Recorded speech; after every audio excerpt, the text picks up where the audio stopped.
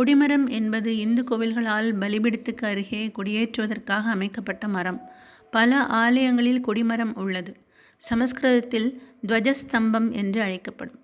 பல்வேறு சிறப்புகளை கொண்ட இந்த கொடிமரம் ஆகம விதிப்படி கட்டப்படும் ஒவ்வொரு ஆலயத்திலும் இருக்கும். ஒரு கோவிலை புனித உடலுடன் ஒப்பிடலாம்.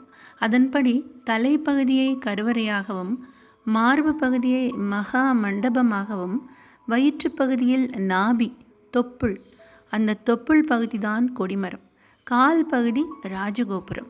ஆகம விதிப்படி கட்டப்படும் கோவில்களில் திருவிழா நடைபெறும்போது முதல் நாள் கொடியேற்றம். தேவர்கள் இந்த கொடிமரத்தின் வழியாகத்தான் கோவிலுக்குள் வருகிறார்கள் என்றது ஐதீகம்.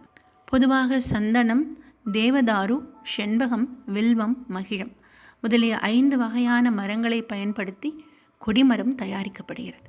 மனிதனின் முதுகுத்தண்டை போன்றது. முதுகுத்தண்டுவடத்தில் 32 எலும்பு வளையங்கள் உள்ளன. கொடிமரமும் 32 வளையங்களுடன் அமைக்கப்படுகிறது. கோவில் சன்னதிக்கும் கோபுரத்துக்கும் இடையே கொடிமரம் அமைந்திருக்கும். அதிகபட்சமாக 13 மீட்டர் இடைவெளியில் அமைக்கப்படும்.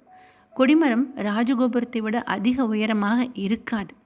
அதே நேரம் கருவறை விமானத்துக்கு நிகரான உயரத்தில் இருக்கும். இதன் 3 பாகங்கள் பிரம்மா, விஷ்ணு, சிவன் என மும்மூர்த்திகளின் அம்சம் பொருந்தியது.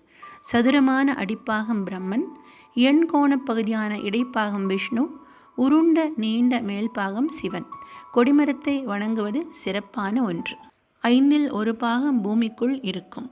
மேலே உலோகத் தகடுகளை கொண்ட இந்த கொடிமரம் சில கோவில்களில் இடிதாங்கியாகவும் பயன்படுகிறது.